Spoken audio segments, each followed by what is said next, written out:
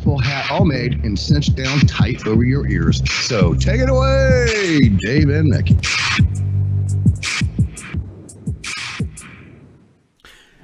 Welcome to Shiny Side Out with Dave and Mickey. I'm having difficulty pulling him into the call.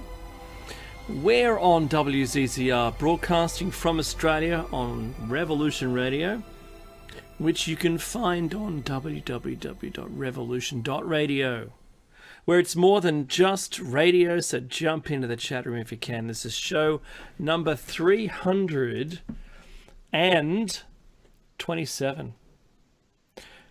It's on air, online, and on your smart device, so grab an app to listen anywhere or listen at home on a Gray's Tabletop digital radio.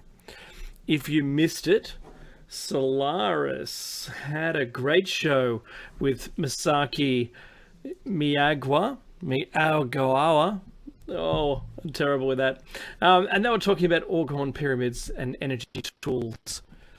Awesome stuff. I heard the end of that. I caught the end with the crystals under your pillow. Think about that. It only costs $5.95 a month if you wish to subscribe to the archives. That's all it takes. And you can get not just our shows, not just Solaris' shows, but everybody's shows. That's all it takes. All right, so I suggest you do that. Solaris had a great show, by the way. We acknowledge the traditional custodians of the land, the Dark and Young people, and where Meki lives, it's the Group people. And we pay our respects to elders past, present, and future. And let us remember that beneath our houses, the concrete, the roads, the buildings, are lands which have had stories passed down for 240,000 generations. And I'm being conservative. Meki, I didn't have a chance to receive those show notes, so if you could throw them through, that'd be great. That's just all kinds of weirdness here, isn't it? Yeah. Okay, let me see if I can send it again. It's sending. Can you see it send? Hey, I've got it now. That's great. You do have it? Yes, I do. Nice. Okay. So look, just a reminder, this is number 327. They don't all go like this, by the way. This is special. They usually go much worse. Not true. No, that's not true at all. No, it's not true. Today's look. I actually listened to this station on the side, and I couldn't get you at all. Can you hear me okay? Or am I coming through funny? It's okay again now. Okay. All right. Let's see. Did you see the thing that I sent you right before the show started with my 87 by 27 meg link? Yeah. What was that? What was that? I don't know. Half of it was skiting, and the other half was saying, I've got a really strong link again, which shouldn't give us any grief. Now, that's good because of the several parts that make up a good show. It's solid. That's good. I wasn't counting on Skype to do what Skype did or does. So, yeah. I did like Skype before Microsoft got their hands on it, you know. Yeah, it links in with Bing now. It just asked me, do you want Bing to know your location? I said, no, I don't want Bing to know my location. Thank you very much. What? Oh, that's all goodness. All right, look, you did the intro and all that as well? We have I've done the intro. Properly? Not a problem at all. Perfect, good stuff. Wonderful. Look, normally this is where Dave asks me how I've been. I've been okay. It's been how are you, Meki? I'm good. How was your week? No, it was all right. Can't complain, so I won't. A lot to do, of course. It's getting really cold here in Australia. I don't like the cold, to be honest with you. It has been an interesting week on a number of fronts, and most of the sites I had open to discuss, I had to close, and I haven't reopened them because it'll take too long. There's something interesting that I think you sent through, Dave, which was the storage in glass, right? Glass storage. Yeah. So I think it's a whole new way of looking at storage and storage technologies. Talk about obviously like a hard drive type thing for maybe for the not so technical people out there. But the apparent storage capacity, which seems to work in 5D somehow, is quite astounding. I mean, this is amazing what you can store in a very tiny space, right? So we're going to keep my eye on that. That's certainly going to revolutionize the way we deal with data. There were a lot of other things I wanted to discuss, but I tell you, all the sites are gone, and I can't remember. Well, I want to just add something to that glass storage. Yes, from February 16th, 2016, so more than almost 2.5 years ago. Yeah. 5-dimensional glass discs can store data for up to 13.8 billion years. All right. How about that? I don't know whether, I suspect something is going to be like, that Himalayan salt.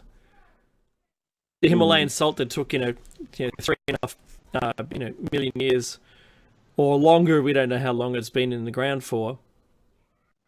And in the packet, it now has an expiration date. Yeah.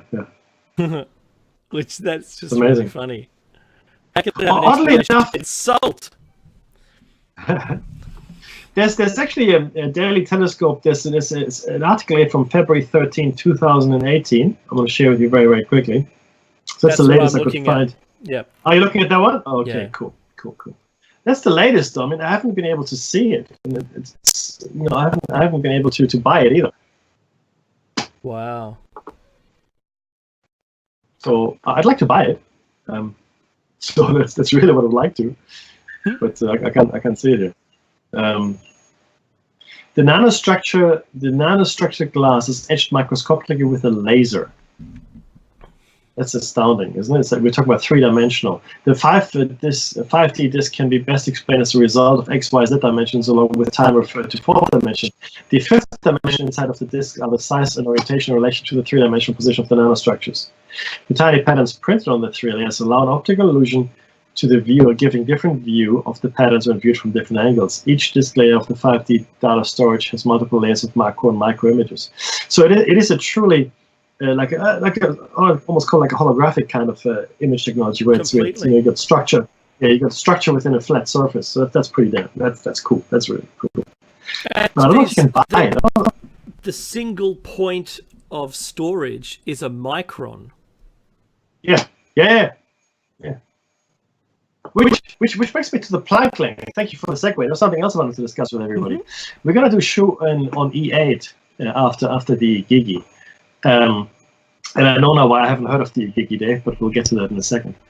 So E8 seemingly seems to explain, or seems to be a good avenue for a theory of everything. We've discussed quantum physics and the theory of relativity, or the general theory of relativity, and how the two don't really gel. So there's no unifying theory out there.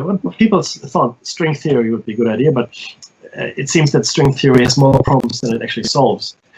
So it now seems that E8 is a contender to explain everything, and it's beautiful because it actually explains it in geometric terms. So it uses, I guess, a general relativity to explain quantum dynamic and quantum mechanic coherence and systems. So it's fascinating. I can't wait to do a show and share it with you guys. But today, of course, we're talking about the Igigi in a second because there's a couple more things I think we should mention from as far as current affairs are concerned. Dave, one thing I just wanted to say was Mr. Trump and Mr. Kim Jong-un have had their summit, and you know what?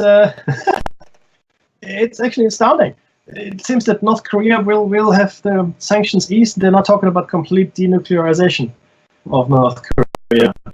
The entire peninsula. Yeah, in exchange for McDonald's. That's right. You know that Kim Jong-un was flying in McDonald's. Yeah. How about that? Yeah. I mean, what? Fast food saves the world. And did you know that no two countries that have had McDonald's have been to war against each other? That's right. That's Really? the biggest state. Yeah, completely. That is the biggest statement not pro McDonald's, but pro the late 20th and 21st centuries. Well, I think. Well, the answer is very clear. Then everybody needs to get McDonald's. Right? Maybe that's the new world order. Maybe, red shoes and yellow hair. I don't know what it is. Is that it? Is that what we're looking at? The new world no, order? it's not. It's red hair, but no, I don't think so. The leader of the new world is Ronald McDonald. Ronald McDonald. Well, hey, you know what? We could do a lot worse. But yeah, but it's interesting. I didn't know that, Dave. I'm gonna have a look at that. Yeah, it's strangeness. There's a lot of strange stuff. But I tell you what, I've bought a few. I've bought a few magazines over the last couple of weeks. I'm gonna share with you guys some of that information. Apparently, there's another aggregate state of water. So it's not only 3 states of water; there are four states of water. And I'm gonna do some research on that before I'm gonna share that with you. That's from the scientific front of things. And I've got something about Kilauea. So it's up to 30. So hang on, I've just got to refer to it. So in the few weeks prior to now, we've been looking at 1,200, maybe 1,300 quakes, and then it went up to 1,800 quakes, and people. It just, I don't know, the people who get my news feed don't seem to, I don't know. They're just going, isn't it just a volcano going off? And I'm watching all the international news and there's nothing on it anymore, right? It's like they're tired of the news and everything else, even, let's put it this way. Any world leader breaking wind it makes it to the news cycle, but Kilauea doesn't. It's still going on, people, by the way. Nearly, I think, 1,000 houses are lost. And this week, and in fact this morning, during the prior week, they had 3,300 earthquakes. Just think about that. It is, right now, the most geologically active place or point on the entire planet. Yeah. Does that, and it's up. It's spiking higher. It was like 800. Now it makes it 1,000 quakes in a week higher than the previous record, which was 2 weeks ago. Same spot. What is it? Is it already the new norm? Is it? Like, the lava's flowing about 80 kilometers an hour. There's a river. Well, the thing is, and it's filled the bay where people used to swim. Now the bay doesn't even exist. It filled the lake. There was a lake that people used to swim. That's gone. There's a lake gone and a whole, like a little bay, little protected bay. That's gone. Now there's half a mile more of island, but it's not solid to the sea floor solid. It's just sticking out because it solidifies when it hits the water, and it's joining onto it, sort of like it's floating, but it's just below the surface, right? And that's dangerous. That can go, plus the 11-foot drop of the Helena slump. That's already moved, and it's in a rumble zone. 3,378 earthquakes are rumbling in this area, and everyone's on guard. All of the geologists are on guard. They're all watching and waiting for this thing to happen. And if it does slump, it's bad. I mean, it's really bad. So let's just dwell on that for a second. Two things. One, you're right. The news cycle. In fact, as people, we've become fairly blasé about these things. If it's been in the news for a couple of weeks, then it's boring. It's not new anymore, is it? It's just reporting on something we already know. I don't need to know any more about this. I've heard all about it. Thank you very much. However, so this is where it gets interesting. If this happens, the subsidence or the breaking off of this part of the island, as it were, right? Because there are massive rifts in it. There are massive rifts. The earthquakes are, the tremors. How many was it? 5,000, Dave? I mean, it's a ridiculous amount of earthquakes. 3,378, and I'm not talking tremors. Five and high, right? 5 and higher, Yeah. right? So let's say this part of the island breaks off. It's a fairly deep ocean around it, and it would displace a gigantic amount of water. Now, displaced water doesn't really have anywhere to go but outwards, which means there'll be tsunami following it. No idea how high the tsunami would be at this point. Maybe 30 meters, maybe 40 meters. Yep, that's what it would be like. Yep. Yeah. That's it. That's So we should all be very cautious. I mean, this is around the Pacific Rim. All Pacific nations will be affected by the tsunami. Yeah. Yeah. That's right. That's right. You're right too about that. We're all experts. I typed it. I want to say it. I want to say it out loud because I typed into a message while Mackie was reading there. Oh, sorry, speaking, and that's what we do when we're on there. We'll throw messages at each other, and I said, is it like when you're watching the Olympics and you become an expert in a sport just because you're watching it? Oh, he's out. Or, yep. Oh, that's a forward pass, or whatever it happens to be. You're so enthused in it. But I told him to do that. Are you really the expert? Well, yes. Oh yeah. Everyone claims to be. I know. 100%. Yep. Well done. But you're right, Mickey. And no, I have to say that it's 2.4 and above is my filter. Yeah. So 2.4 and above on the Richter scale is what the 3,378 in the past week. And look, it's a concern. It really is. There's a lot of 5 and ups going on, and it's surprising to see, that a 1,700 foot deep crater is collapsing in on itself and getting wider and wider and wider. It's almost taken out that station thing that they have. There used to be a visitor's station that you could safely drive to. There was a car park. The car park's gone. Now that's collapsed into the crater. And the crater proper is way bigger. So there was it happened back in the 1800s, and no one took much notice of it, and it didn't do too much damage. And it did a very similar thing. The crater itself drained. But we're seeing an outpouring of lava like nothing else. The crater's getting bigger now. If the crater happens to collapse in and cut off this welling of all into the magma chamber, and one of these channels or the fissures brings seawater in, then the volcano can just explode. So you're causing a back pressure and it'll pop. That's a volcanic problem. But the real issue, and I'll hand it back to Mickey, is the Helena slump has been falling for a long time. And this situation right now is the most dangerous because there's the most earth movement going on and shaking, which could dislodge it. If it is dislodged, and it's a large piece, it's like 300 square miles of land that's going to slump, more than 3,000 feet to the sea floor. When that movement happens, yes, you can get a 20 to 40 meter tsunami. Directly on the island, it might be 50 meters.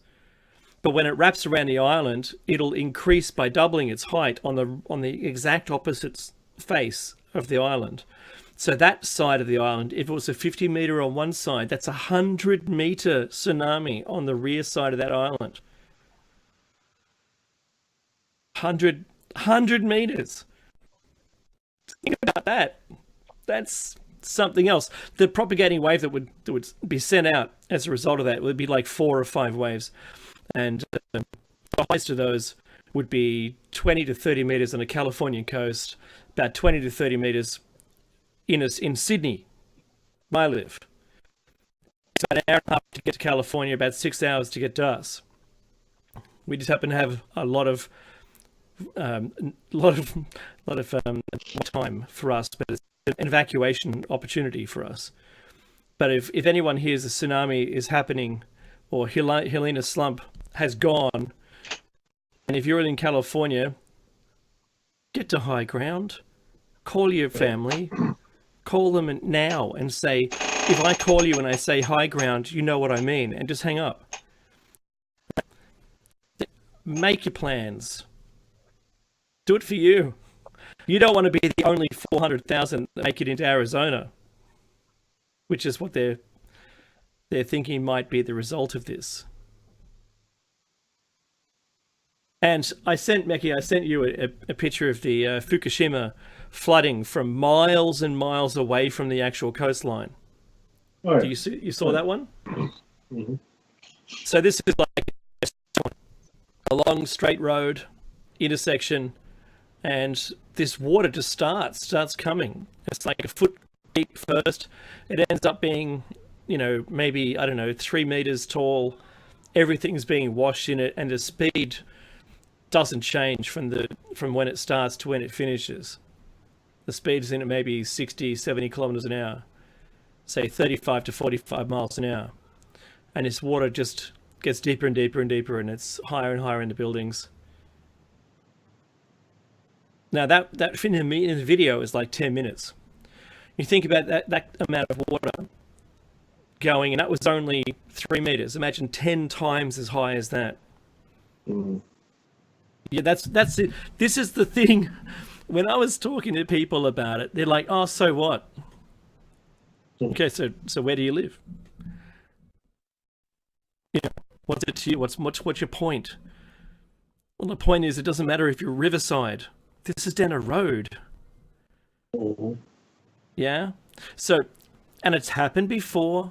There's evidence all around the Pacific that previous one caused. And you just have to think about where you live and how it might affect you. Then think about how you might survive it. Now, I was actually watching a Simpsons episode today, Mekki, and Homer tells Ned Flanders next door, in retribution for something else, he says, "I ate all your survival food." So he's stolen all his stores. I think it was earthquake survival that Neddy had prepared for. So who knew that Neddy was a prepper? But Homer's eaten it all. That's really funny. See? That's what you get for dissing me, man. I ate all your food. What? No, look, but in fact, look, it's actually interesting that we should talk about this because it provides a perfect segue into today's show. It'll become clear as we go through the notes that we've made on this. Were there any other news items that you wanted to share with our esteemed listenership? No. I had like a bucket of them, and they're all gone because I had to restart. No. So I'll share them. No, I'll get to. It'll take too long to open all the sites and find it again. I'll share that with you guys all next week. But we're going to talk about the Igigi today, and the show is 326, 620, and 300. And essentially, I was looking at it. I was reading 327. Sorry, 720 and 300. You're quite right, 327, and that's actually what I called the show. I don't know why I said 326. Anyway, hey, but there we are. Wait, you keep using this word that I've never heard of until we started doing this research, Mekki. Igigi? Yeah, no, exactly. And neither had I. The what? It's like a Mandela effect moment for me. Yeah. Except it isn't. It is and it isn't. The word Igigi, yeah. No, the word Igigi absolutely is, right? And I hadn't come across it. And there's actually another one, the Anuka. Have you heard of the Anuka? No. You haven't, have you? No. No, that's a whole different thing. We'll get to that as well. No, but so I was thinking, well, Igigi, I mean, Dave and I, we both have researched this to the nth degree, and we've read Sitchin and all that, but Igigi just didn't ring any bells with me. So we discussed it, and we decided we have to look at it. So we did. Now, the Igigi, and I'll get to that in a second as well, actually the Watchers, Dave. Watchers. They are the Watchers. The Watchers, that's right. So, but we'll get to that. So, having said all of that, the story of the Anunnaki is a lot more fascinating than we had thought. At the end of this show, I have actually added the entire poem to which we're referring here, which is called the I'll tell you what it's called. It's called the Atrahasis epic. The Atrahasis epic. It's essentially a story of the revolution or the revolt of the Igigi, the creation of mankind, and a whole bunch of stuff. And it was translated. The version I'm using here was translated by Stephanie Daly, Stephanie Daly, and I've got the link to her website in the show notes as well. But essentially, she translated the actual epic is cuneiform on a tablet, and we have got a picture of that on page. I don't want to lie here. It's on page. Here we go. It's on page 8 of our show notes. It's a cuneiform tablet with the Atrahasis epic, and that particular tablet is actually in the British Museum. It's not complete. It's broken and some sections are missing, but there's enough left for us to make an intelligent translation of it. So for the most part, we're going to talk about the Atrahasis. We can't avoid the Bible, obviously, and there's a lot of interesting stuff there. And we'll also come across a very interesting name, and you will see the etymology of that name. You probably didn't know it. I didn't know it either. But there's a lot of stuff here which was new information for me. And some of it I go, of course, I knew that, but I didn't know it in this particular context. So it's actually really fascinating. Now let's without further ado, I'm going to share with you some of the stuff. You can probably get the intro before the break. And so the Igigi was a term used to refer to the gods of heaven in East Semitic mythology. So, though sometimes synonymous with the term Anunnaki, in one myth, the Igigi were the younger gods who were servants of the Anunnaki until they rebelled and were replaced by the creation of humans. And this is where it gets interesting. This is important. You will understand the biblical reference here as well. So this is the etymology, which means the derivation of the actual words. You know, it's a root, it's origin. Igi, I-G-I, Igi, means I in both Sumerian and Akkadian languages. Gi stands for the act of lovemaking, if you will, or to be more scientific, to penetrate sexually. That's what Gi stands for. Therefore, Igigi could be translated to eyes in the sky, watchers or something, who deflower. So the eyes that deflower, the watchers that deflower, or have intercourse with something. Now let's talk about the Atrahasis for a second. Akkadian paradise is described as a garden in the myth of Atrahasis, where lower-ranked deities, the Igigi, are to work digging a watercourse, like a canal, if you will, or channel, by the more senior gods, the Anunnaki. When the gods, and I'm quoting now from the actual Atrahasis, when the gods, man-like, bore the labor, carried the load, the gods' load was great, the toil grievous, the trouble excessive. The great Anunnaku, the 7, were making the Igigu undertake the toil. The Igigi then rebel against the dictatorship of Enlil, setting fire to their tools and surrounding Enlil's great house by night. On hearing that toil on the irrigation channel is the reason for the disquiet, the Anunnaki Council decided to create men to carry out agricultural labor. So this is the genesis, if you will, of the story of the Igigi. There's more information we're going to share with you, but Dave, that's fascinating stuff. So clearly, and some believe that the Igigi were actually astronauts or pilots that were put to work by the Anunnaki, who may have been royalty or higher in their social ranking, right? And in fact, they were apparently working for 3,600 years on that river. So it's a long time to do that. I mean, had you heard of this before? I hadn't heard of, like, in this particular context of it at all. I had no idea. It wasn't, not even in the slightest had I come in contact with the term, let alone the premise and the description. I know. It's astounding. Yeah. It really is.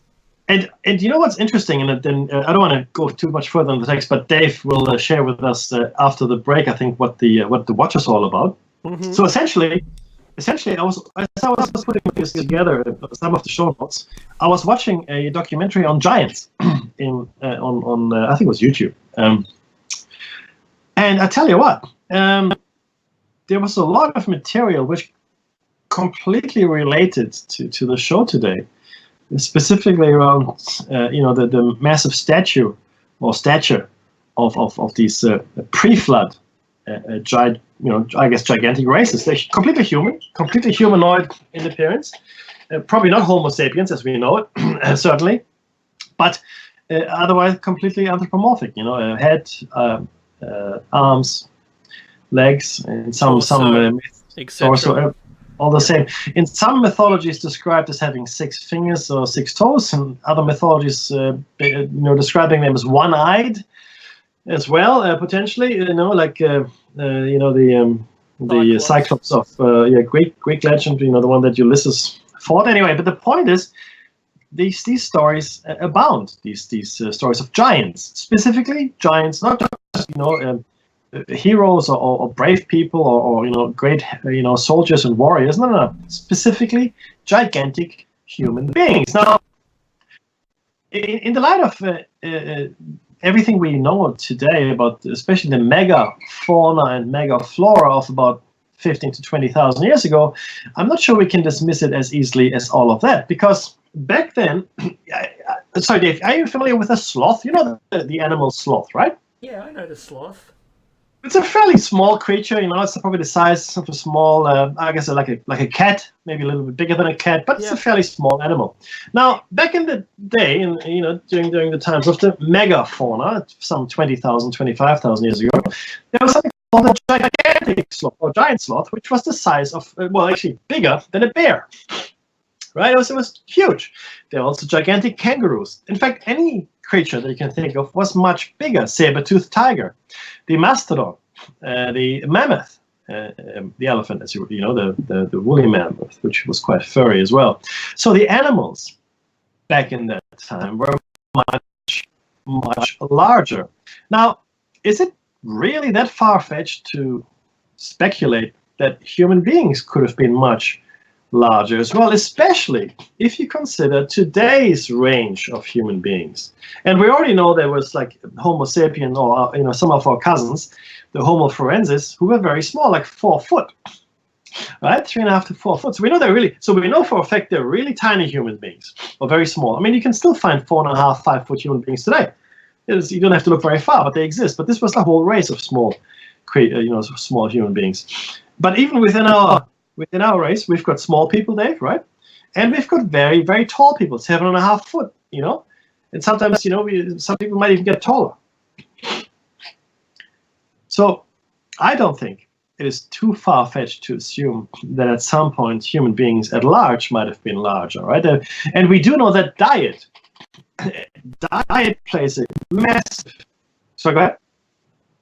Maybe I'm hearing my own feedback. Crazy.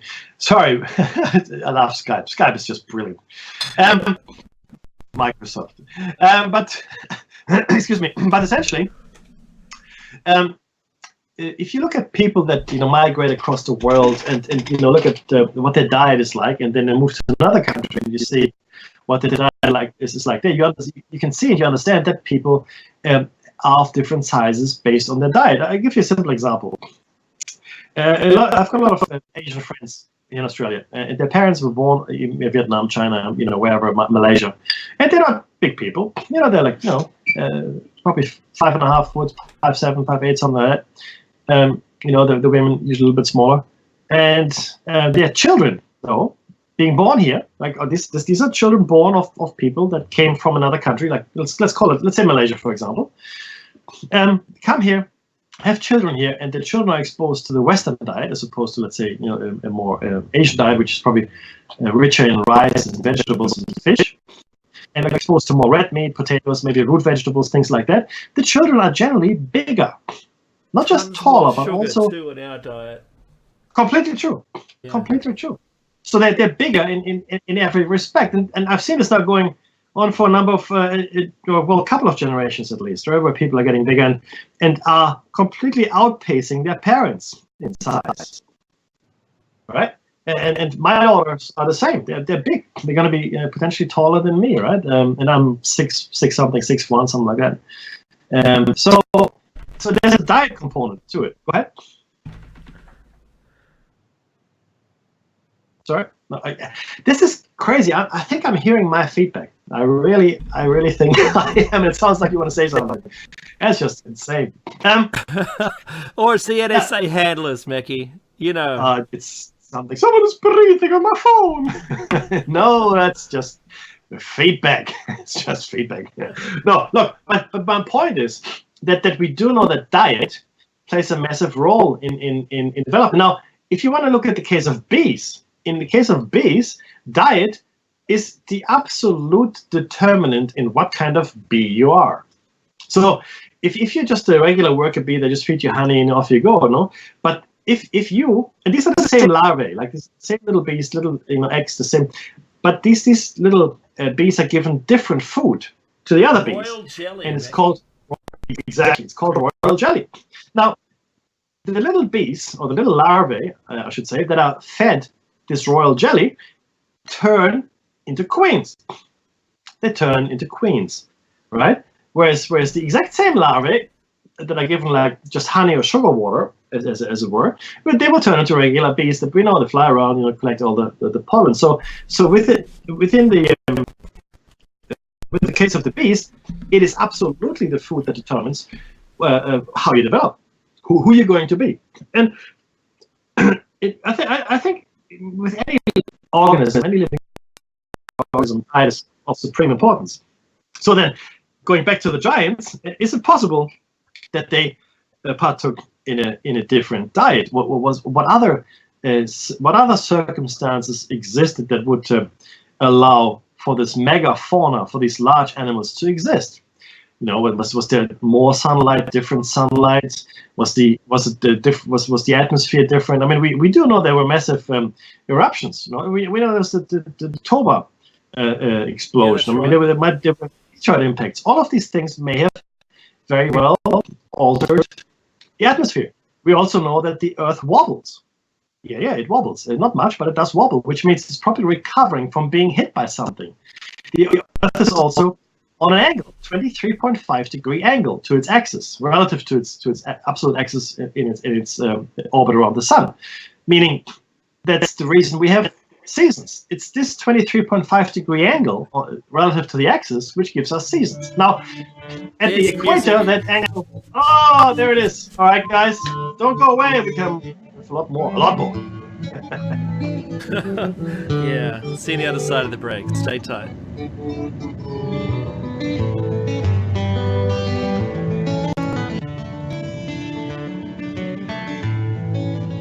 Hello and welcome back to Shiny Side Out with Dave and Mackie, show number 327, 720 and 300. We're talking about the Igigi, or as you might also know them, the Watchers. Sorry about the technical difficulties earlier in the show. Not sure what happened. Not sure what continues to happen. Dave, tell us about the Watchers here. Okay, Watcher, the aromatic. I can't actually pronounce any of those words. I can see the characters; they look pretty cool. And there's also a plural version of them, and the Theodotian was it translation? Yeah. There's ear from the root of Heb. Hebrew. Oh, okay, that's cool. Awake, watchful. The Greek transliteration, Grigori, watchers, those who are awake, or guard, or watcher, is the term used in connection with biblical angels. You can see the name here is the Grigori. That's really it's the Grigori that refer to him. So all of a sudden, the Gregorian monks and everything, Gregor or even George. It all makes sense then now, right? Mm. Yeah, keep going. Yep. Yeah. So, Watcher occurs in both plural and singular forms in the book of Daniel, the 4th to the 2nd century BC, where reference is made to their holiness. The apocryphal books of Enoch, 1st and 2nd centuries BC, refer to both good and bad watchers, with primary focus on the rebellious ones. Just want that to sink in for a second. In the book of Daniel, 14, 13, 17, and 23, there are 3 references to the class of watcher holy one.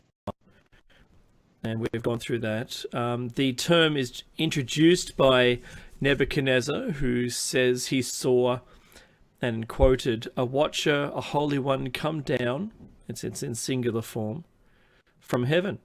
He describes how in his dream the watcher says that Nebuchadnezzar will eat grass and be mad, and that this punishment is by the decree of the watchers, the demand by the word of the holy ones. The living may know that the Most High rules in the kingdom of men. After hearing the king's dream, Daniel considers for an hour and then responds. I like that. He sat on his hands for an hour. That's pretty good. And because the king saw a watcher, a holy one, coming down from heaven and saying, "Chop down the tree and destroy it, but leave the stump of its roots in the earth, bound with a band of iron and bronze in the tender grass of the field, and let him be wet with the dew of heaven, and let his portion be with the beasts of the field, till 7 periods of time pass over him." This is the interpretation, of course. O king, it is a decree of the Most High which has come upon my lord the king, and that you shall be driven from among men, and your dwelling shall be with the beasts of the field. You shall be made to eat grass like an ox, and you shall be wet with the dew of heaven, and 7 periods of time shall pass over you, till you know that the Most High rules the kingdom of men and gives it to whom he will. Powerful stuff, Meki. Yeah. No, look, absolutely. And this is really the kicker here, right? So the word Igigi, which is, it comes down to us through various language forms, the ear in Aramaic, then it's ear in Theodation, Hebrew right? And it goes down to the Gregorian Slav. In Slavic languages, it's now Grigori. Okay, so that's really the key thing here to take away as well. Also, the power that the watchers had. And look, now we can take this here because people used to pay a lot more attention to dreams. And Daniel here is interpreting the dream for King Nebuchadnezzar, and maybe these watchers had devices with which they could enter your dream state and make suggestions. I don't know. I'm just putting it out there, right? So, but there's an interesting one here as well from the Book of Enoch, or the books of Enoch. The first book of Enoch devotes much of its attention to the fall of the watchers. The second book of Enoch addresses the watchers themselves. In Greek, they were called the Igigi, who are in fifth heaven, where the fall took place, in the fifth heaven. The third book of Enoch gives attention to the unfallen watchers. The use of the term watchers is common in the book of Enoch. The book of the watchers, which is 1 Enoch 6-36, occurs in the Aramaic fragments with the phrase Irin, where Quadishin, Irin. And that again refers to watchers and holy ones, a reference to the Aramaic Daniel we just had. The Aramaic Irin, watchers, is rendered as angel, right? Not the same thing, it's just translated like that. The Greek angelos and the Coptic mala, okay, but it's not what it actually says. In the Greek and Ethiopian translations, although the usual Aramaic terms for angel malaka does not occur in Aramaic Enoch. So this is a very simple example of a complete mistranslation of terms. Some have attempted to date this section of 1 Enoch to around the second or even first century BC. And they believe this book is based on one interpretation of the sons of God passage in Genesis 6, according to which angels, the watchers, yet again the Igigi, if you will, married with human females, giving rise to a race of hybrids known as the Nephilim. Now let's go quickly back to what this actually means. It says here, the Igigi means the eye, like, as the watchers, and the Gi stands for penetrating sexually. So these were the people watching over humans, I guess, in some way, and they made babies with said humans. Okay, not angels, but watchers. Mm-hmm. Now, the term Irin is primarily applied to disobedient watchers who numbered a total of 200. We'll actually get to a different number later on. It'll become clear. And of whom their leaders are named, but equally Aramaic, Iri, which is singular, is also applied to the obedient archangels who change them, such as Raphael, 1 Enoch 22:6. So the term is applied to both in a singular as well as plural context, and as both to the obedient as well as the disobedient watchers, or even angels, if you will. So that's where the translations become muddled and confused, right? Just very quickly, going to finish the book of Enoch, and then we're going to share with you some of their names here. In the book of Enoch, the watchers, again Aramaic Irian, are angels dispatched to earth to watch over the humans. They soon begin to lust for human women, and at the prodding of their leader Zamyaza, defect en masse to illicitly instruct humanity and procreate among them. The offspring of these humans are the Nephilim, savage giants who pillage the earth and endanger humanity. Zamyaza and his associates further taught their human charges arts, technologies such as weaponry, cosmetics, mirrors, sorcery, and other techniques that would otherwise be discovered gradually over time by humans, not foisted upon them all at once. Eventually, God allows a great flood to rid the earth of the Nephilim, but first sends Uriel to warn Noah so as not to eradicate the human race. The watchers are bound in the valleys of the earth until Judgment Day, which is in Jude verse 6. And that says these fallen angels are kept in everlasting chains of the darkness until judgment. Take it any which way you want. Now, just very quickly, let's roll this back, Dave. We already know that the flood legends and that are coming to us from the Bible, actually coming from much older sources, specifically Sumerian and Babylonian texts. That talk about something very, very, very interesting. And it seems it was Enlil, if I remember correctly, that spoke up for the humans not to be eradicated as part of this great flood. So there was a great flood, yes, and I think we've gone through some of the evidence for that in past shows, to some, to a great extent, I think. But the point here is, right, it's misremembered. It's misremembered. It wasn't really the decree was to kill all humans. That was the decree, right? Because there was some kind of, clearly some kind of genetic pollution, if you will, where they, where the humans had mated with these Igigi, the watchers, as it were, to create a race of giants. And, giants maybe in the literal sense of giants, but maybe giants in the sense of, brave and heroic people, or more capable people, or whatever it might be. Plus, they were teaching the humans a whole bunch of stuff that, I guess, the Council of the Anunnaki didn't want them to know.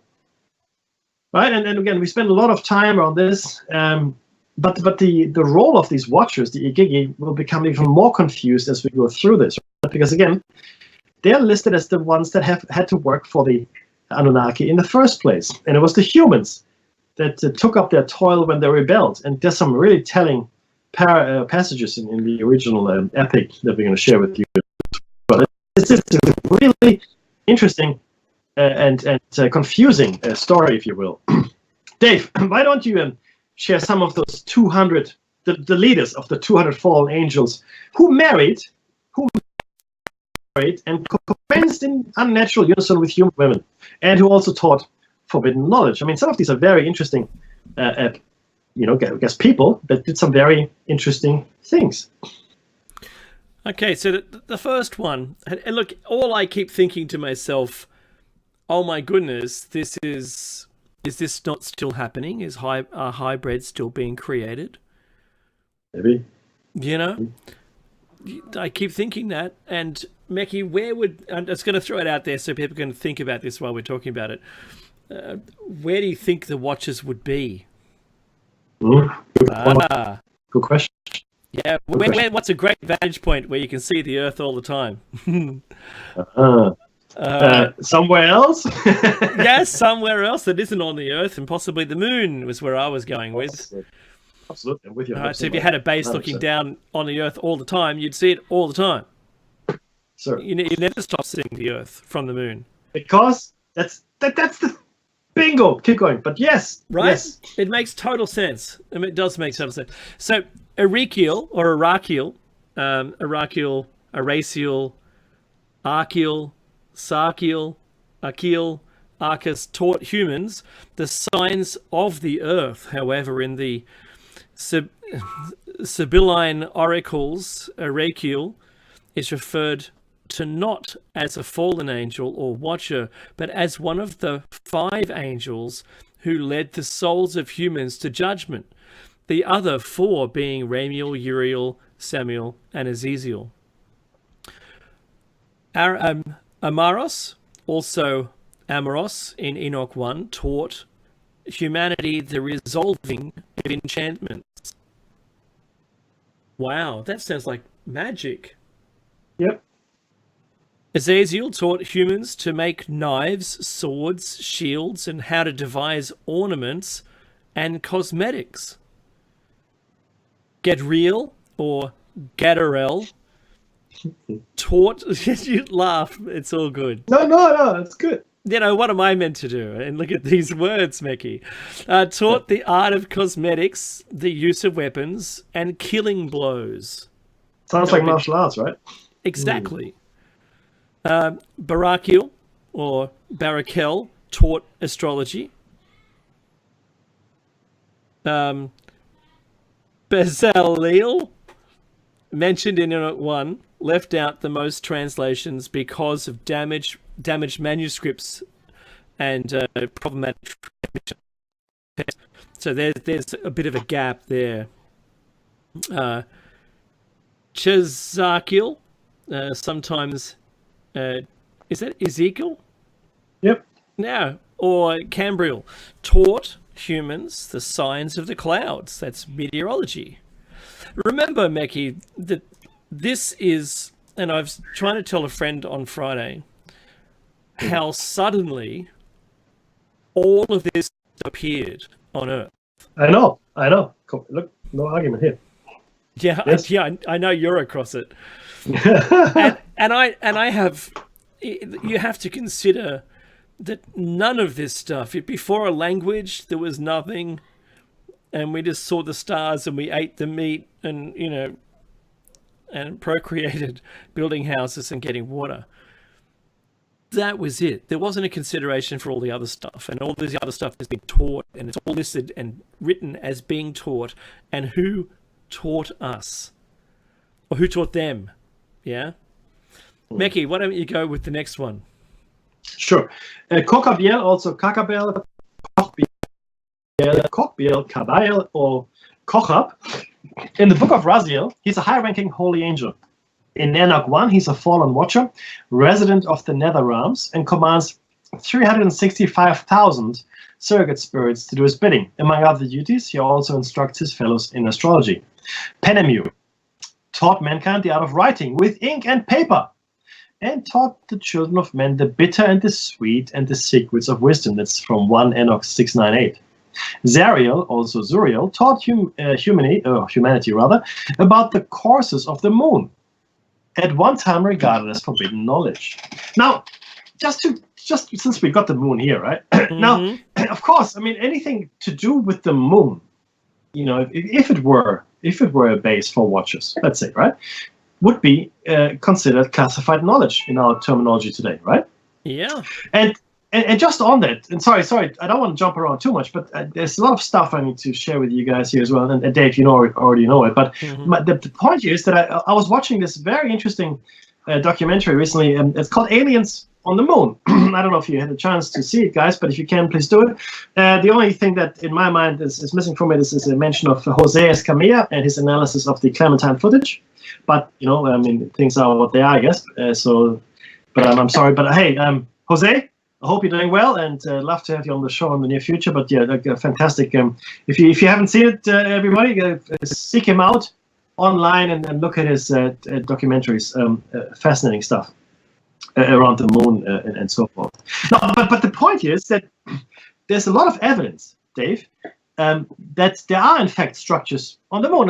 In fact, there are actually astronauts that say so, that they saw things, that they look at things, and we have pictures of odd structures on the moon. I mean, you can talk about it all day long. Oh, where's the evidence? Well, then we show you the picture, and here it is. That's the evidence. There's the picture. Go land there and find out what it is, because these structures do not look natural in origin. They're completely geometrical. They're really strange. I mean, it doesn't make sense for these structures to exist. And based on the scale of the pictures and what the size of the other objects are, these are gigantic structures, right? So we did a show on the moon, and I don't want to say too much more about it, but there's something quite off about the moon. Okay, and it is so many things. I could talk for the next 3 hours about the moon. I'm not going to. So, but just anyway, just take it as read that there's something about the moon. Okay. All right. So anyway, I just want to, this line at one time regarded as forbidden knowledge. Yeah. Okay. So I think Meki, you touched on this, and I think it's really important to remember that the forbidden knowledge of the moon from the people who were hiding the information from you, were told to hide it from you. We can't talk about the moon. Why wouldn't you talk about the moon? It's the most prominent thing in the sky. So it is. Right? Why would the knowledge of the moon be secret? What about the moon? And this is the question. What about the moon can be secret? Right? Uh-huh. Isn't it just the thing that goes around? Yeah, sure it is. Right? Completely. However, isn't it just a moon of Earth? What would there be that could be forbidden to know about the moon? So if you were a watcher and you lived there, can't talk about that, I'm afraid. Yeah, that's forbidden. That could be considered forbidden. So that's where I was going to with that one. No, I completely agree. Yeah, absolutely. And Samyaza, the next one, also Shamyazas, Shamazaya, Semyaza, Shemhazi, Semyaza, or even Emyazarak, is one of the leaders of the fall from heaven in the dictionary of angels. Shemziel, once a guardian of Eden, as stated in the Zohar, served as one of the two chief aides to the archangel Uriel, the other aide being Hasdiel, when Uriel bore his standard into battle and is the head of 365 legions of angels and also crowns prayers accompanying to the fifth heaven. In Jubilees, he's referred to as one of the watchers. He's a fallen angel who teaches the science of the sun. Yekwon, or Jekwon, Hebrew Yakum, and that actually translates to he shall rise, was the ringleader who first tempted the other watchers into having sexual relations with humans. He shall rise is a somewhat provocative translation, I guess. And his accomplices were Asbiel, Gadriel, Penemu, and Castia,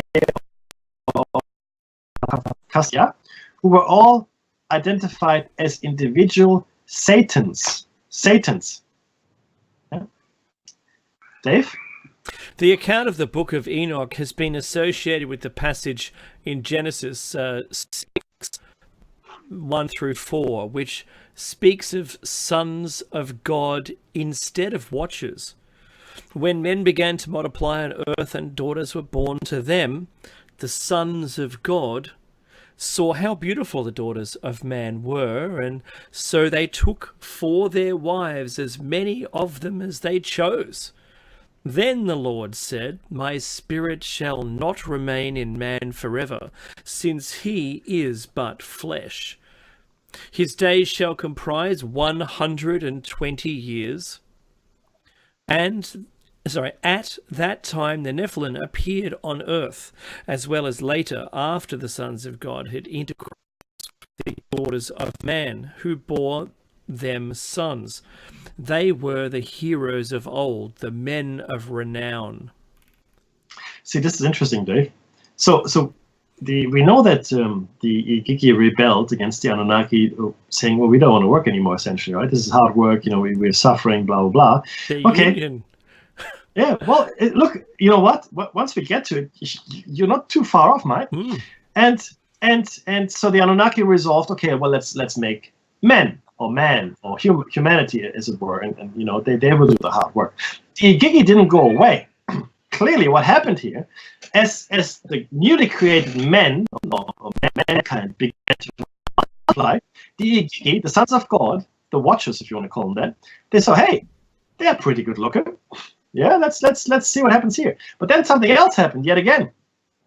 My spirit shall not remain in man forever, since he is but flesh. So now we're getting into territory that becomes really very murky, right? And in my opinion, we're talking about potentially multi-dimensional beings. Potentially, not saying for sure, but potentially. So certainly beings more highly evolved potentially. And by spirit here, I think we can transliterate that to genetic information, right? My genetic information will not be in man forever. Since I made him. He's just flesh. He's not like me. Whatever the Anunnaki or even the Igigi are, right? They're not like us. We made them. But now that we have interbred with them, they carry our genetic material. So I'm going to limit them deliberately to 120 years, maximum lifespan after the flood. Yep. Maximum lifespan after the flood. Okay. Now, it also is clear here that the offspring, the Nephilim, between these sons of God, the Watchers, the Igigi, and the women of human women, were quite capable human beings. Probably with great strength, intelligence, maybe even of gigantic stature. I don't know. But the point here is, this is the passage that tells us, I'm going to limit the time that people have to 120 years. I mean, if you look after yourself and you don't smoke, you don't drink, and really follow a good regimen of exercise and so forth, you can easily live to 120. That's not super unusual. I mean, it's unusual these days, but it's not extraordinary, really. And especially now these days, we can all potentially live to 80, 90, 100 years. 120 is not that far-fetched. What is far-fetched to live to 1,000, 5,000, 10,000, 100,000 years? The only reason we die, unless you have an accident, get shot in the head, you drown, whatever it might be. I'm not talking about any of that. The only reason we age, apart from all the things you do to yourself with drugs and alcohol and whatever, right? Like a bad lifestyle, that's on you. The bad lifestyle is on you. There's no one can help you with that. That's just your problem, right?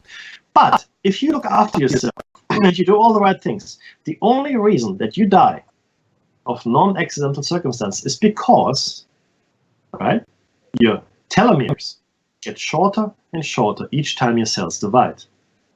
And telomerase, the enzyme that could potentially protect your telomeres, right, from the fault in the copying process, as it were, are switched off. The only time they get switched back on is when you develop cancer. So let's follow that through again. Switching on the telomerase does not cause cancer. We're not switching on telomerase and look, all of a sudden cancer comes along. No, cancer develops in your cells, cell mutations. In fact, the shortening of telomeres directly contributes, in my opinion, to the advent of cancer in your body. In fact, we all get cancers every year. But the cancer cells themselves turn on telomerase so that they become immortal. Bingo. Right? Not only our immune system can deal with the cancerous cells, it destroys them, so that's all good. As you get older and more decrepit and your immune system becomes worse because your cells don't copy properly anymore, you have less defenses against cancer. Do you understand where I'm going with this? Mm-hmm. So the shortening of the telomeres, the switching off of the telomerase, which will protect the telomeres, leads to a less capable body, less capable in the sense of fighting disease and specifically cancer.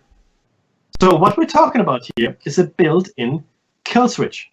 Yeah, that's built-in kill switch. And here in the Bible, well, I mean, this is of course remembering a much older story, and then we've shared this with you, and we're going to share it with you again.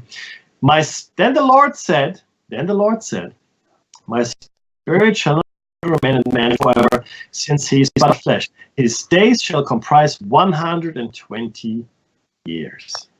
That's a predetermined, preset, can't get away from it, expiration date. Yes. And it's designed. We have a built-in kill switch. Forget everything else. I'm not talking about accidental death. I'm not talking about things you do to yourself if you have a bad lifestyle. None of that. Of course, there are also genetic diseases, that predispose people to certain things. All of that is true. If you're a healthy human being with a good genetic makeup, if you will, right? The only reason you die, barring all other things, is because your telomeres are getting shorter and shorter every year. After the age of, I want to say 20. I think or 25. This is the age when they start getting shorter. That's when things like wrinkles, gray hairs, failing eyesight, those are all indications of your telomeres getting shorter. Okay. Dave, tell us about the second book of Enoch. Not a problem. Pleasure too. For the masculine given name, see Grigori. That's the given name. And Grigori spelt with a Y. The Jewish pseudepigraphon. There you go. Second book of Enoch, the Slavic Enoch, refers to the Grigori with an I, who are the same as the watchers of the first book of Enoch. The Slavic word Grigori in the book is a transcription of the Greek word Grigori, or Grigori, pronounced, oh, good on you. Grigori, that's right. Grigori is enough. It's Grigori. Classical times meaning wakeful. The Hebrew equivalent meaning waking or awake. Chapter 18 presents the Grigori as countless soldiers of human appearance, their size being greater than that of great giants. Okay, so they've already got giants, and these would be greater than giants. Makes sense if they had intercourse with human women. Their children would be the giants, whereas their fathers clearly would have to be bigger than giants, I guess. If you want to look at it that way. You hear that, right? So they were already used to giants. These were great. Now, in all the depictions of the Anunnaki, the Sumerians depicted them as massive, super tall. So yeah. I know. And I keep thinking of that John Travolta film, which was terrible. Don't watch it, right? Don't see it. Earth. Yeah. But the book, though, is excellent. Read the book. Read the book. There's no argument, Meki, that they were the Anunnaki, right? Yeah. Oh, absolutely. But do read the book. It's much better than the... I can imagine you don't have to see John Travolta's acting. Yeah. Look, they are located in a fifth heaven and identified as the Grigori, who, with their prince Satanael, rejected the Lord of Light. That's unusual, Meki, because the definition of Satan is like the light bringer. Lucifer, correct? Yeah, that's right. Lucifer, yes, that's right. So we have a different person.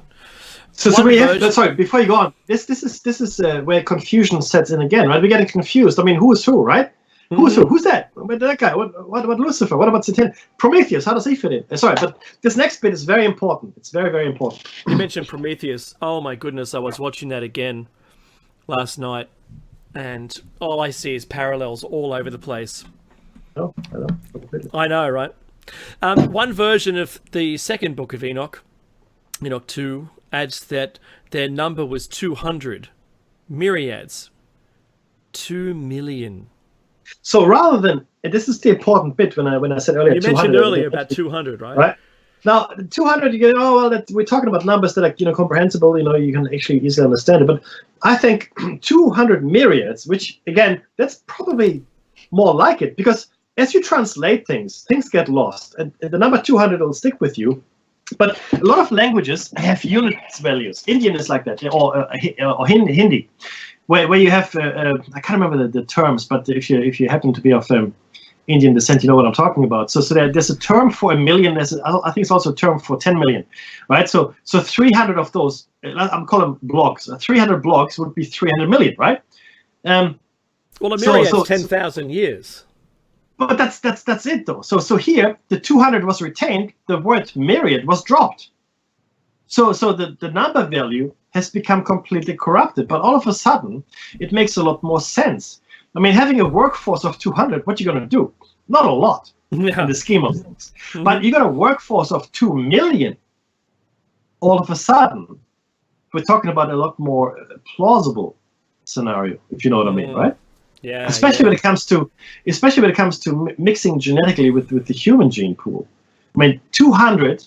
If you have 200 individuals mixing with thousands, tens of thousands, even hundreds of thousands of humans, that's a tiny little drop in the genetic pool. It doesn't really matter. It's sort of washed out in a few generations. But if you've got 2 million of those guys, that's a very different story. Please go on. Well, just think about the amount of people at the time. 2 million would be a conquering force. Yep. It'd be a great majority to the population of the Earth at the time.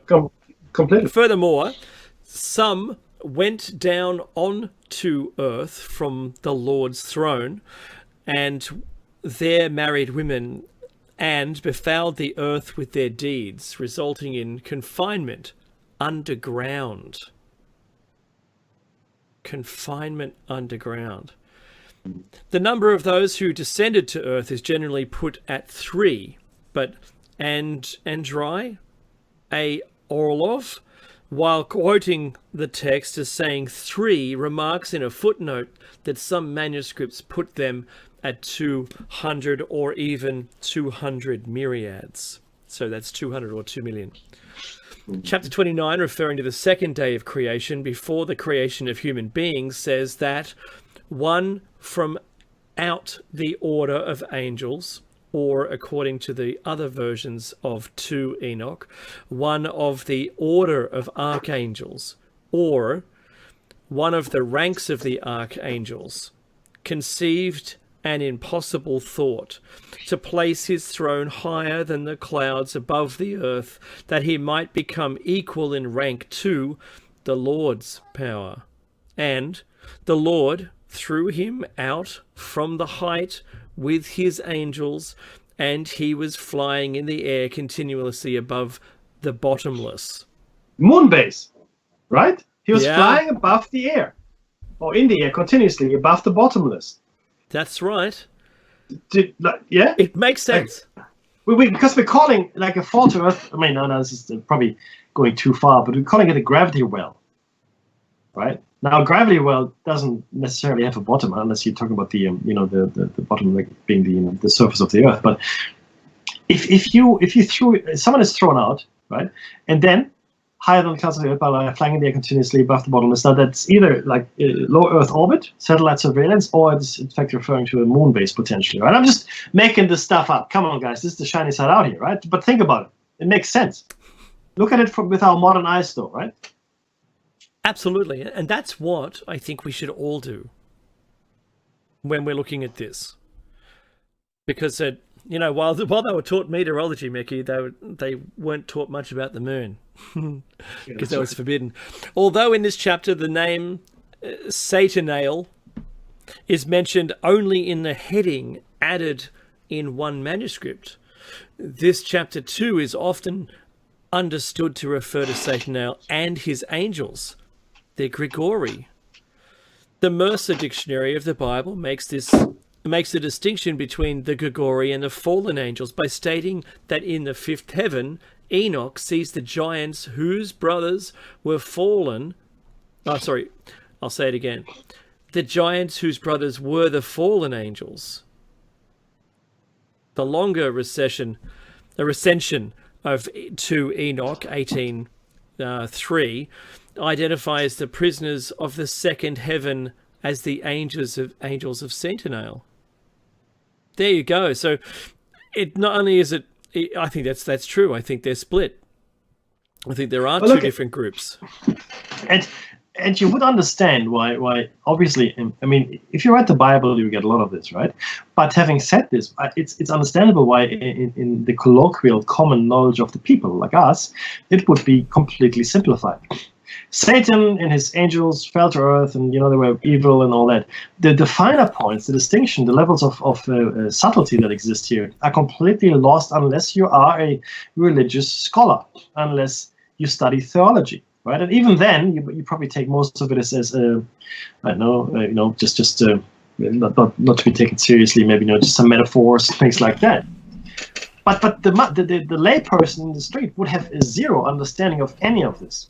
Do you know what I mean? And especially the etymology of the words, the Grigori, the fallen angels, going right back to the Igigi and the Anunnaki. Yeah? Predating the Bible by thousands of years. The story we're being told is a lot older. Oh, obviously it is, because the Bible refers to the, like Genesis, the beginning of time and all that, right? So, but certainly the Bible is not the original document. This was propagated in. Okay, we have to look to the older epics such as they are. Completely true. Right, Meki, talk about Philo. Yeah, absolutely. A Philo of Byblos, Sanchoniathon mentioned, some living beings who had no perception, out of whom intelligent beings came into existence, and they were called Zopha Semin in Hebrew, Sope Samyan, that is, watchers of heaven, and they were formed like the shape of an egg. Right? This is interesting. It's according to Proverbs 1:10 to 1:12. A Philo of Byblos, the Sofa Semin, the watchers. Then there's also in Jubilees, the term watchers occurs in the book of Jubilees, 4:15 and 5:1. Then there's the Damascus document. A reference to the fall of the watchers from heaven is found in Hebrew in the Damascus document 2:18, echoing the first book of Enoch 13:10. The Kabbalah also makes references. The Zohar makes reference to the watchers of Nebuchadnezzar's dream. There are also possible Babylonian Aramaic origins. According to Jonathan Ben Dover of the University of Haifa, the myth of the watchers began in Lebanon when Aramaic writers tried to interpret the imagery on Mesopotamian stone monuments without being able to read the Akkadian texts. That's the official belief. Amma Anos from the University of Tartu argues that the watchers were intended as polemical representations of the Mesopotamian Apkallu, who gave wisdom to man before the flood, which is portrayed as a corrupting influence in Enochian literature. Yet, gave wisdom before the flood, right? But not again. But see, this is a recurring theme as well. I mean, forget all the religious content. Forget the religious context. In fact, forget all of that. Giving knowledge, wisdom, fire, whatever represents learning, to man, humanity, was considered a bad thing. That's what got people punished. Across mythologies. Yeah? That's what it's not isolated to one. No, not at all. We were not meant to have, because we're a workforce. The black-headed ones, and I don't think it refers to dark races. I think it refers to the color I of think you're hair. right, Meki. I think the dark-headed ones Yeah. were just black hair. Correct, because don't forget, we believe at this point that blue eyes and blonde hair and blonde hair were a genetic defect that goes back a few thousand years in Scandinavia. Yeah, but it's also described as the Nordics. The Nordics as the description of aliens who have blonde hair and blue eyes. Completely. So look. The point is, the overriding point here is that we, humanity at large, was not meant to have any advanced knowledge of anything. All right? And then when we did get it, because we got it, and that's the kicker. We did get it. Every mythology, every legend tells us that we got it. Prometheus, Garden of Eden, blah, blah, blah, blah, blah, blah, blah, right? We've done many shows on this. We got it. In order for us not to become immortal, they kicked us out of the Garden of Eden or wherever. And they limited our lifespan. They limited our lifespan because if we had the same lifespan, then we would be like them, it seems. Right? So having knowledge, right, is one, right? Being educated, having scientific understanding, as it were, probably metaphysical understanding too, or a unified field theory, everything like EA or whatever, plus immortality, and we are like the Anunnaki. Right? We just maybe not as big. Maybe that's a function of not being immortal as well. I don't know. We do know though, Dave, that smaller creatures live shorter lives than larger creatures. You know that? Also, Meki, do you remember that the police forces all around the world had, this is a while ago, they had a criteria in which you could become a police officer, and that was greater than 6'2". Mm-hmm. You had to be imposing. Yeah. It was the same for the German army back in the Prussian times. You had at least 6 foot.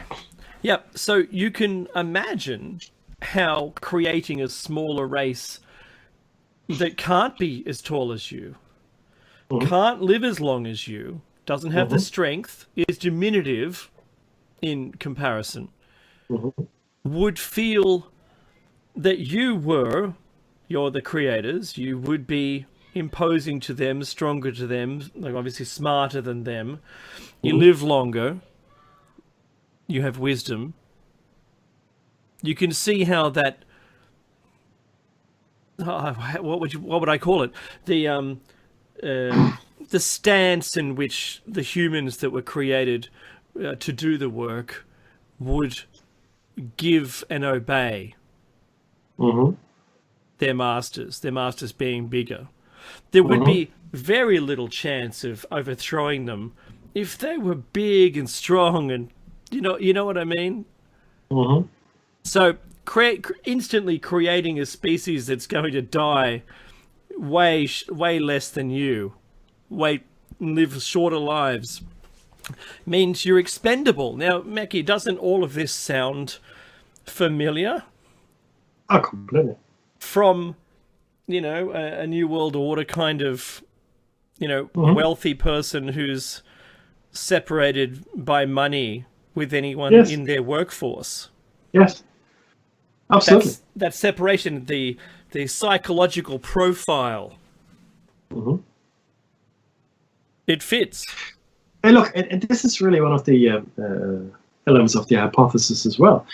We looked at this and we said, okay, so let's say for argument's sake that civilizations like ours have existed in the past, and we've made the argument for this before. You can go look at the other shows and what the argument is there. But so they're there, and in fact there might have been a number of them, 5, 10, 20, 100 like this, and spacefaring as well. The one thing that would have been common throughout all of them would be human nature.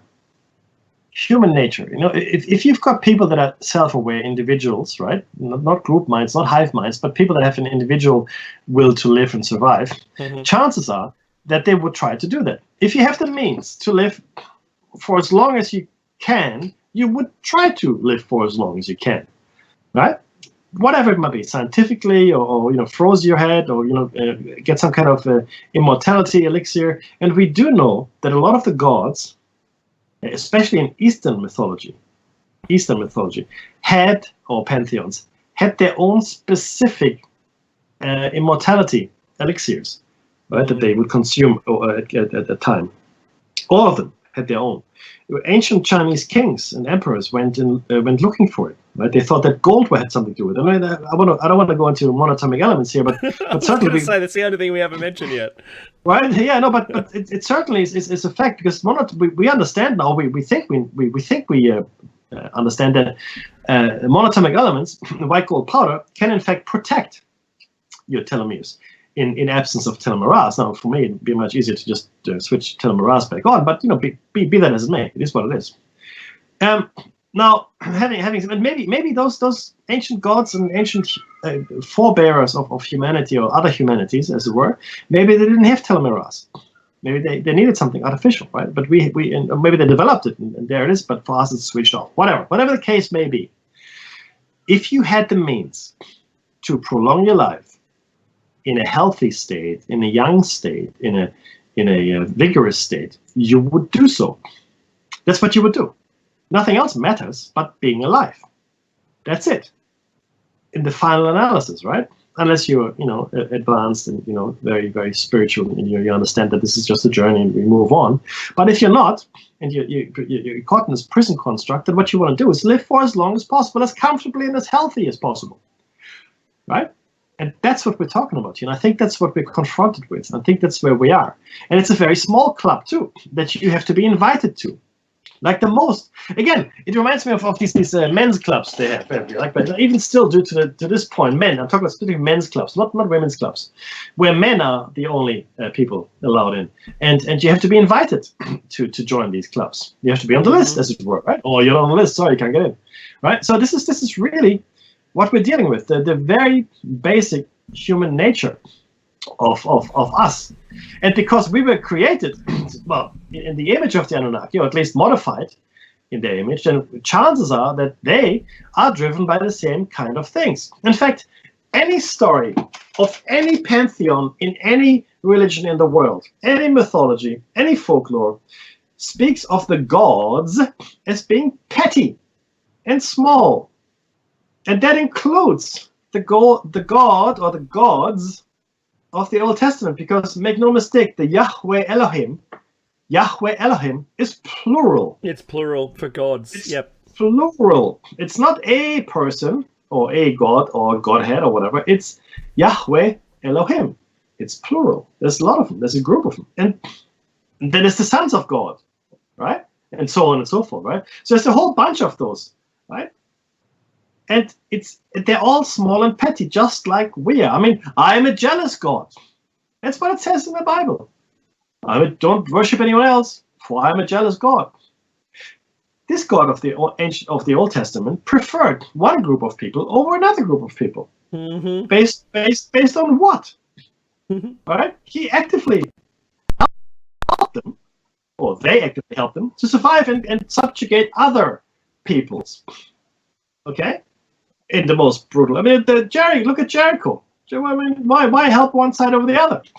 I mean, this is the basis for why the French and the Germans blessed their cannons in World War I.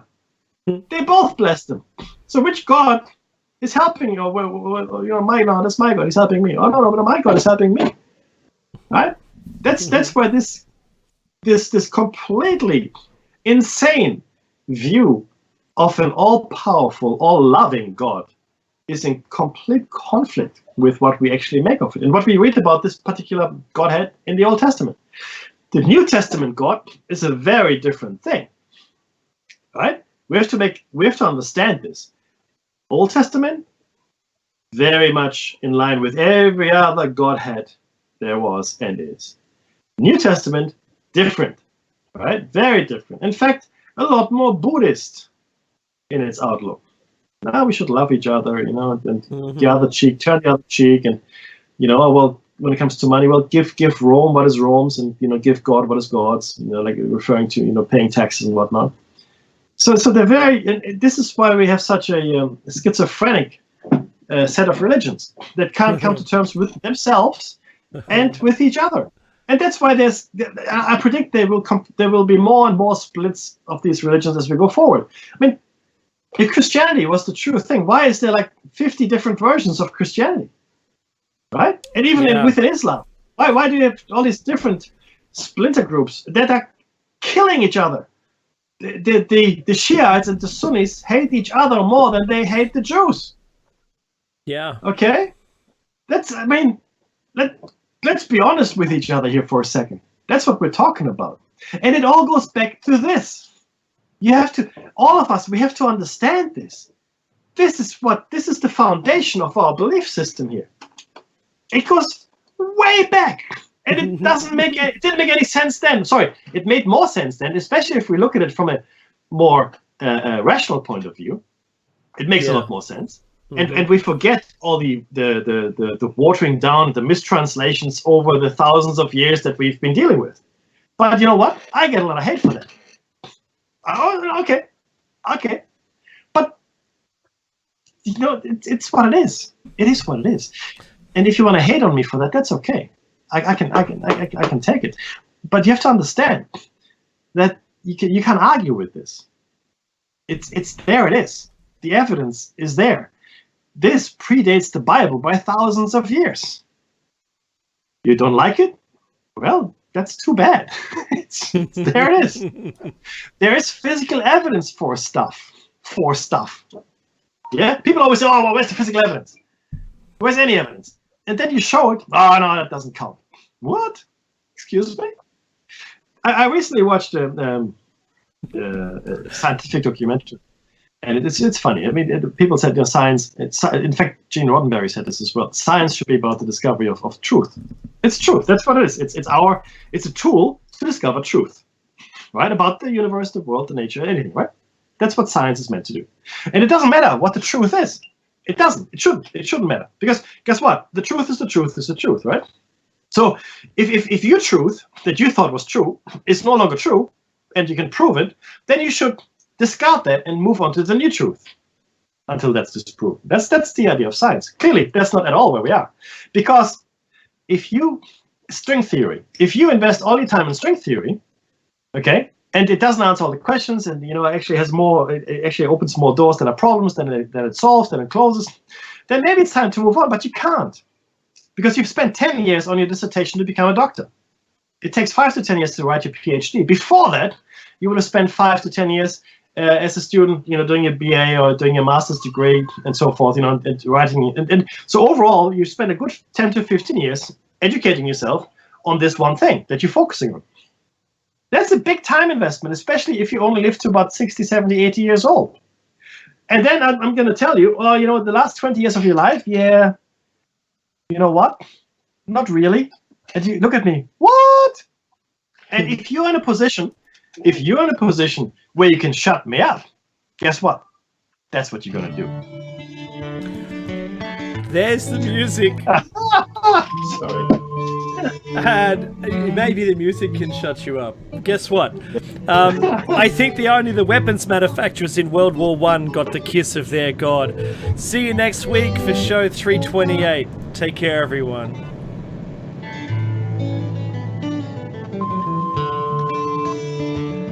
Oh, and stay tuned for a roundtable with Jer Bear.